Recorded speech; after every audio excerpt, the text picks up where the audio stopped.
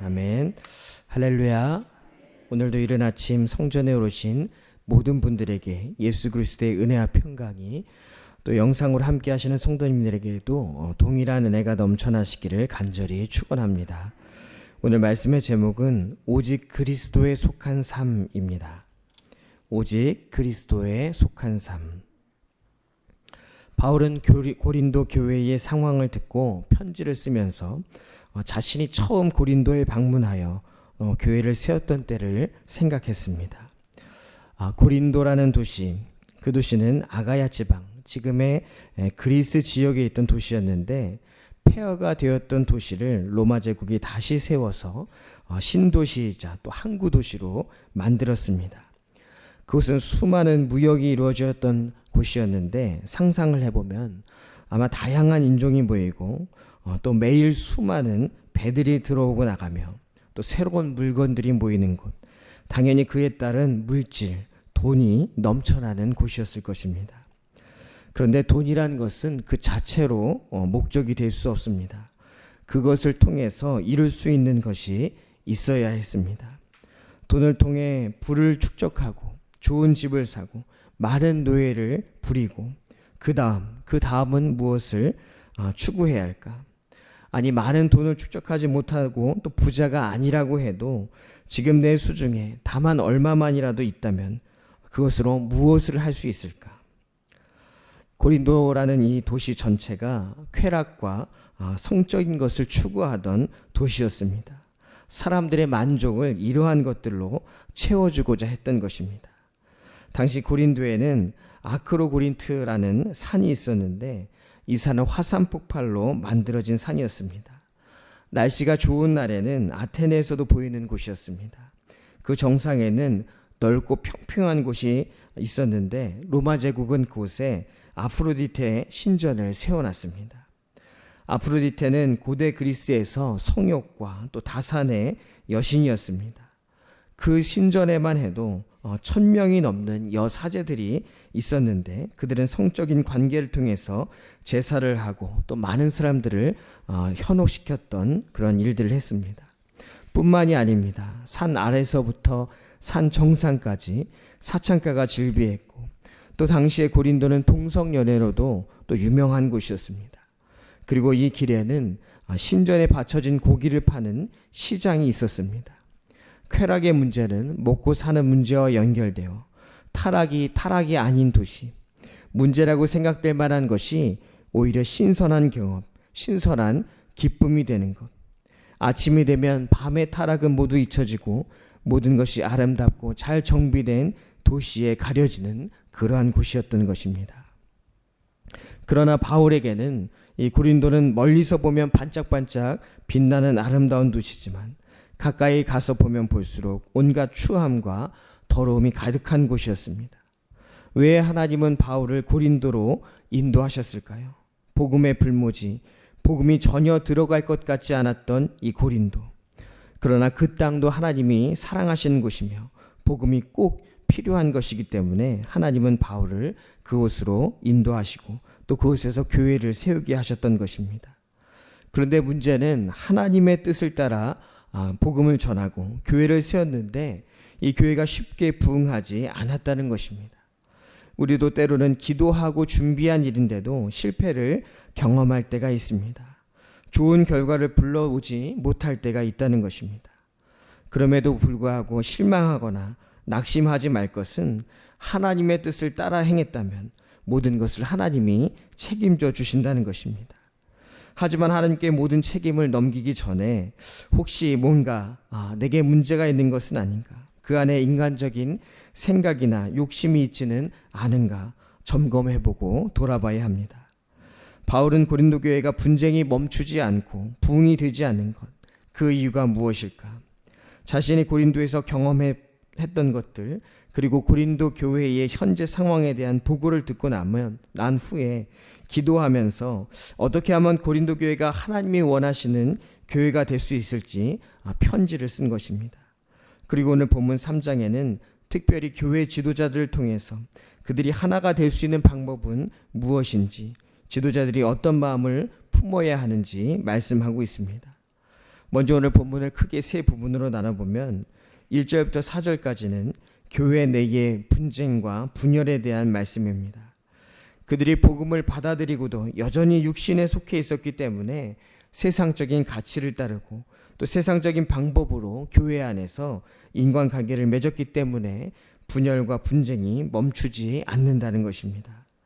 또 5절부터 15절까지는 교회 지도자들의 역할과 또 자세에 대한 내용입니다. 바울이 자신을 포함하여 교회 지도자들은 하나님의 도구일 뿐이라는 것을 말씀하고 있습니다. 그러기에 사람에게 속하고 사람에 의해 파벌을 나누지 말며 각자에게 맡겨진 일들을 겸손하게 감당해야 한다는 것입니다. 또 16절부터 마지막 23절까지는 인간의 지혜가 아닌 오직 그리스도에 속한 자가 되어야 한다는 것을 강조하고 있습니다. 교회 공동체는 하나님의 성전입니다. 교회를 인간의 생각과 행동으로 더럽히는 일, 그것이 얼마나 큰 문제인지를 이야기하면서 세상의 지혜가 아닌 하나님의 지혜를 따르는 삶, 오직 그리스도께 속한 자가 되는 삶에 대해서 말씀하고 있습니다. 오늘 말씀은 고린도 교회의 문제 앞에서 이를 해결하기 위한 바울의 권면과 교훈으로 되어 있는 말씀입니다. 이 말씀은 오늘날 우리에게도 그대로 적용되는 귀한 말씀입니다. 오늘 말씀을 함께 나누며 우리 공동체를 점검하고 또 나에게 맡겨주신 사명을 내가 어떻게 감당하고 있는지 돌아보는 은혜의 시간이 되시기를 간절히 축원합니다. 첫 번째는 너희는 하나님의 밭이요 집이라입니다. 너희는 하나님의 밭이요 집이라. 당시 바울은 고린도 지역에 복음의 씨앗을 뿌리고 또 교회를 세웠습니다. 그리고 그 뒤를 이어서 아볼로가 교회의 성장에 큰 역할을 감당했습니다. 그런데 시간이 지나고 난 후에 어떤 사람들은 바울로부터 전도를 받아서 교회의 지도자가 된 사람도 있었고 또 어떤 사람은 아볼로의 양육을 통해서 지도자가 된 사람들도 있었습니다. 그런데 이들 사이에 주도권 문제가 불거졌던 것 같습니다. 그래서 나는 바울파다, 나는 아볼로파다, 서로 파벌을 만들고 분쟁과 갈등, 더 나아가 분열하는 일이 많았는데 이 배후에는 모두 인간적인 욕심과 또 이기적인 생각들이 있었기 때문입니다. 이제 바울은 이러한 생각 자체가 육신에 속했기 때문이다. 어떻게 교회 안에서 바울파, 아볼로파 나눠서 싸울 수가 있느냐? 나 자신이나 아볼로나 하나님의 사역자일 뿐이다 라고 이야기를 합니다. 여기서 사역자라는 말은 종이라는 것을 의미합니다. 그들 모두가 하나님의 종일 뿐이다. 나는 심었고 아볼로는 물을 주었으되 자라나게 하시는 분은 오직 하나님이시다 라고 말씀하고 있습니다. 그러면서 9절 말씀에 우리는 하나님의 동역자들이요 너희는 하나님의 밭이요 또 하나님의 집이니라 라고 말씀하고 있습니다. 하나님의 밭과 집, 이 두 개는 모두 다 하나님의 소유라는 말씀입니다. 즉 너희는 하나님의 소유라는 것, 이 교회는 하나님의 소유라는 것을 말씀하고 있는 것입니다. 바울에게 속한 것도 또 아볼로에게 속한 것도 아닌 오직 하나님께 소유된 자들이라는 것. 그러기에 하나님은 그들을 위해 일하시고 그들의 영적 성장을 위해서 일하신다는 것입니다. 먼저 하나님의 밭은 하나님이 일하시는 곳을 의미합니다. 하나님의 밭은 하나님이 일하시는 곳을 의미합니다. 물론 바울과 아볼로 같은 사역자도 그곳에서 열심히 일했지만 하나님이 주신 역할을 수행할 뿐 성도들을 세우고 성장시키는 모든 일들은 하나님께서 감당하신다는 것입니다. 그리고 하나님의 집이라는 것, 하나님의 집이라는 것의 의미는 하나님이 거하시는 곳이라는 의미입니다. 교회는 하나님의 임재를 경험하고 또 하나님과 관계를 맺는 곳입니다. 이 말씀을 통해서 성도는 육신적인 관계를 통해서 정체성을 찾는 것이 아니라 하나님과의 영적인 관계를 통해서 정체성을 찾아야 된다는 것을 말씀하고 있습니다. 데럴 구드라는 선교학자는 증인으로 부르심이란 책에서 바울은 고린도 전서를 통해 우리가 사람에게 속한 것이 아니라는 것, 하나님의 속한 자로서 선교적 사명을 감당해야 한다는 것을 강조하고 있습니다. 우리 자신과 또 우리가 속한 공동체는 하나님의 밭, 하나님의 집인 줄 믿습니다. 하나님이 일하시며 하나님이 임재하시는 곳입니다. 사람의 생각이나 관계가 아니라 언제나 하나님이 우선하는 복된 은혜가 우리 삶 가운데 또 우리 공동체 위에 넘쳐나기를 간절히 축원합니다. 두 번째는 너희는 하나님의 성전이라. 너희는 하나님의 성전이라. 성전은 집과 마찬가지로 하나님이 임재하시는 곳입니다. 구약에서 성전은 하나님이 임재하시는 특별한 장소였습니다. 그런지 이제 신약 시대에는 눈에 보이는 성전만이 하나님이 임재하시는 곳이 아니라 우리 각자 그리고 우리가 속한 모든 공동체가 하나님의 임재를 경험할 수 있는 성전이 되어야 함을 말씀하고 있는 것입니다. 그런데 구약의 성전과 신약의 성전에는 분명한 차이가 있습니다. 구약의 성전은 동물 제사를 통해서 하나님과 화해했지만 신약의 성전은 예수 그리스도의 십자가를 통해서 하나님과 화해합니다. 예수 그리스도의 십자가, 예수 그리스도께서 우리를 위해 죽으심으로 하나님과의 관계가 회복된 것입니다. 그런데 중요한 것은 우리 또한 그 십자가 앞에서 죽어져야 한다는 것입니다.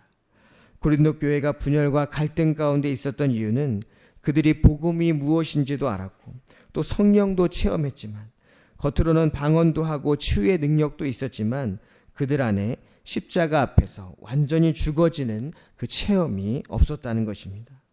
여전히 자기 주장이 강했고 자기 사람이 공동체를 이끌어야 했고 자기 사람들에게 더 이익이 돌아가야 했습니다. 이들은 자신들이 하나님의 소유가 되어야 하는데 하나님을 자신의 소유로 만들고 싶어 했던 것입니다. 그래서 하나님의 성전인 교회를 나의 성전으로 생각하고 거룩함과 사랑이 넘쳐야 할 곳을 세속적인 생각과 분쟁이 넘치는 곳으로 만들었던 것입니다. 이에 바울은 너희는 너희가 하나님의 성전인 것과 하나님의 성령이 너희 안에 계시는 것을 알지 못하느냐. 너희는 너희가 하나님의 성전인 것과 하나님의 성령이 너희 안에 계시는 것을 알지 못하느냐. 성령이 너희 안에 계시는 것. 너희가 방언도 하고 또 치유의 은사도 나타난다 할지라도 너희가 하나님의 성전인 것을 깨닫지 못하면, 즉 거룩하여지지 않으면 다 헛된 것이라는 것을 말씀하는 것입니다. 거룩하여지는 것은 먼저 자신이 죽어질 때 가능한 것입니다. 내 주장을 펴면서는 절대 거룩해질 수 없습니다. 내가 죄인이라는 것을 인정하고 나의 연약함과 부족함을 인정하는 것, 그것이 거룩함과 성결함의 시작인 것입니다. 바울은 하나님의 성전을 더럽히는 자는 하나님이 멸망시키실 것이라고 경고하고 있습니다. 성도들이 자신의 삶과 공동체를 거룩하게 유지해야 할 책임이 바로 그들 자신에게 있다는 것을 강조하는 것입니다. 로안 윌리엄스라는 신학자는 예수님께서는 자신의 몸을 십자가에서 하나님께 드리기 전에 먼저 겟세마네 동산에서 순종의 제사를 드리셨다. 예수님께서는 자신의 몸을 십자가에서 하나님께 드리기 전에 먼저 겟세마네 동산에서 순종의 제사를 드리셨다라고 이야기했습니다. 순종의 제사, 그것은 하나님의 뜻을 온전히 따르겠다는 의미입니다. 내 뜻과 의지가 아니라 하나님과 뜻과 의지에 완전히 순종하겠다는 것, 이것이 하나님의 성전된 자들의 고백이 되어야 할 줄로 믿습니다. 성전은 자기 부인과 순종을 통해 내가 죽어지는 곳입니다. 내가 죽어질 때 공동체가 살아납니다. 내가 죽어질 때 우리 공동체가 하나로 연합할 수 있습니다. 우리 모두가 하나님의 성전이라는 것을 기억하며 늘 성결함과 거룩함으로 자기 부인과 순종의 귀한 사명을 감당하는 우리 모두가 되시기를 간절히 축원합니다. 세 번째는 너희는 그리스도의 것이라 입니다. 너희는 그리스도의 것이라. 외국 대학에 입학할 때 많은 서류 중에 가장 중요한 서류 중 하나가 바로 누군가의 추천서입니다. 누구의 추천을 받느냐에 따라 그 결과가 달라집니다. 어떻게 보면 이 세상을 살아가면서 중요한 것 중에 하나가 백과 또 라인이라고도 할 수 있습니다. 누구를 아는가, 누구와 무슨 관계에 있는가, 어느 그룹에 속해 있는가. 그래서 좀 더 힘 있는 사람과 관계를 맺고 다양한 정보를 얻고 내가 누구의 사람이라는 것, 즉 누군가의 지원을 받기 원할 때가 있습니다. 하지만 고린도 교회를 볼 때 바로 이러한 생각들이 교회의 분열을 불러왔습니다. 21절 말씀에 그런즉 누구든지 사람을 자랑하지 말라. 만물이 다 너희 것임이라. 그런즉 누구든지 사람을 자랑하지 말라. 만물이 다 너희 것임이라. 고린도 교회에 바울과 또 아볼로와 베드로가 복음을 전했다는 것, 이것은 정말 그 어떤 교회보다도 정말 큰 축복이었습니다. 그러나 하나님이 주신 축복에도 인간적인 생각이 들어가면 분쟁의 원인이 될 때가 있습니다. 그들은 그들에게 주신 지도자를 통해서 하나님을 더 깊이 만나고 또 성결한 삶을 통해서 변화되는 그리스도인들이 되어야 했지만, 그들은 그리스도인이 되기보다는 먼저 누구의 제자가 되는 것을 자랑했습니다.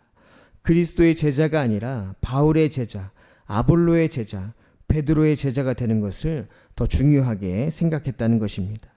이에 바울은 이 모든 것이 다 너희 것이다. 이 모든 것이 다 너희 것이다 라고 말씀합니다. 이 말씀이 무슨 뜻이냐 하면, 바울의 가르침도 또 아볼로의 가르침도 베드로의 가르침도 모두 그리스도의 복음에 속한 것이다. 그러니 이 모든 것이 팔을 나눌 것이 아니라 다 너희 것이라는 것을 말씀하고 있는 것입니다. 그러니 분쟁할 필요가 없다는 것입니다.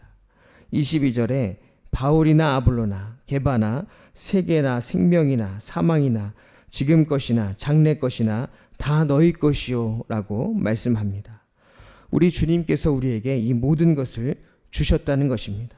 누구에게는 바울의 가르침만, 누구에게는 아볼로의 가르침만 준 것이 아니라 이 모든 가르침을 우리에게 주시며 하나님이 그리스도를 통해서 우리가 즉 하나님의 것이라는 것을 말씀하고 있다는 것입니다. 그러면서 본문 마지막 말씀에 너희는 그리스도의 것이요, 너희는 그리스도의 것이요, 그리스도는 하나님의 것이니라, 그리스도는 하나님의 것이니라.